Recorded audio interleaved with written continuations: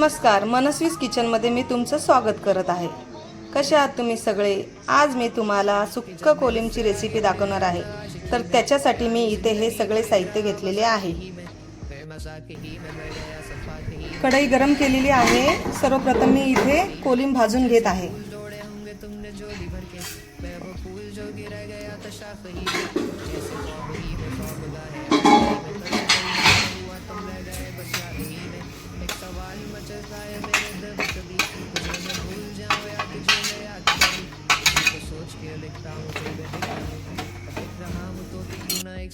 इथे आपला कोलिम छान भाजून झालेला आहे, मस्त क्रिस्पी झालेला आहे। आता मी ह्याला स्वच्छ धुवून घेते।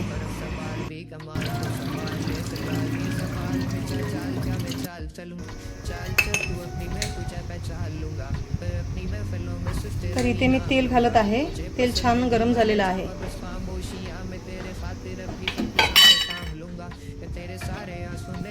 ह्याच्यामध्ये कांदा घालून घेते।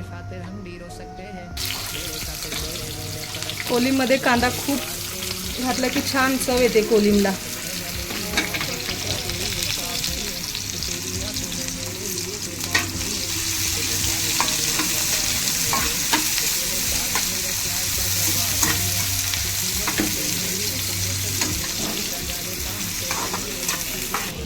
कांदा छान भाजलेला आहे। आता मी ह्याच बरोबर टोमॅटो टाकून घेते।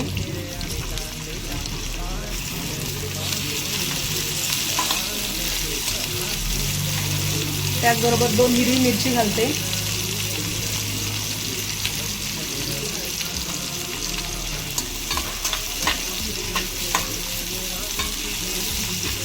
त्याचबरोबर इथे मी एक मोठा आंबा कापून घेतलेला आहे, तो घालते। कोलिममध्ये आंब्याची चव खूप छान लागते। कढीपत्ता घालते। सगळं हलवून घेते।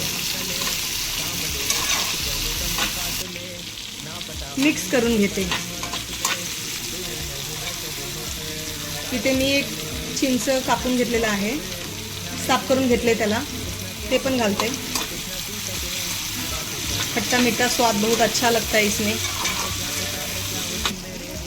आता ह्यामध्ये मी पाव चमचा हळद घालते, मीठ घालते अर्धा चमचा, तिखट घालते 1 चमचा। तिखट तुमच्या चवीनुसार घाला, कारण की मी इथे हिरवी मिरची घातल्यामुळे कमी घालते तिखट।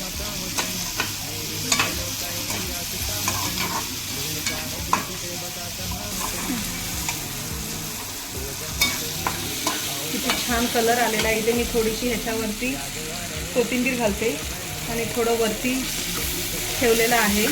आता मी ह्याच्यामध्ये कोलिम धुवून घेतलेलं आहे ते घालते आणि चांगलं एकजीव करून घेते। आता तुम्ही बघू शकता इथे माझं कोलिम छान मिक्स झालेलं आहे। आता मी हे 5 मिनिटं स्टीम करून ठेवते।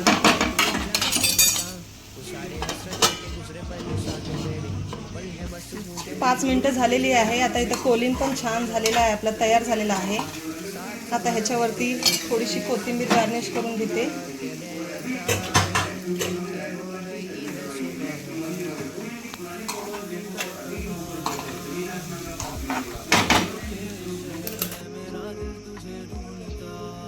तर ही आपली कोलिमची थाली तयार आहे। तर गरम गरम भाकरीसोबत खायला घेऊया।